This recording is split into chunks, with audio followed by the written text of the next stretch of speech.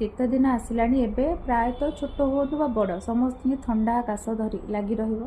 तो गोटे सहज सिंपल घरोई उपचार कहूँ आपण मैंने घरे व्यवहार भी करें।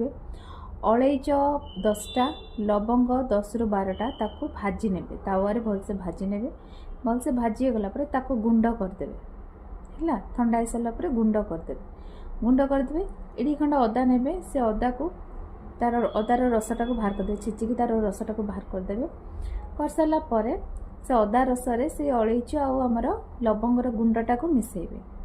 मिसेकी ताको भलसे गोले देबे। तादर गोटे चामच महू मिसेकी गोलेबे। भल कि गोले सारा पर ताको दिन को 2 टाइम खाइबे। जदि अत्यधिक काश होची ठंडा अच्छी देहर शरीर ठंडा रोची छिंक भी होची आपण माने खाई परिबे।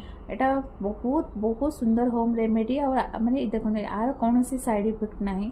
आपको समस्ते व्यवहार करें बड़ छोट पिला समस्ते व्यवहार कर। छोट पिला माने 5 वर्ष रु टिके 5 वर्ष तलक पिला को देबेनी। जदि 5 वर्ष अधिका अच्छे तो से मानको देबे।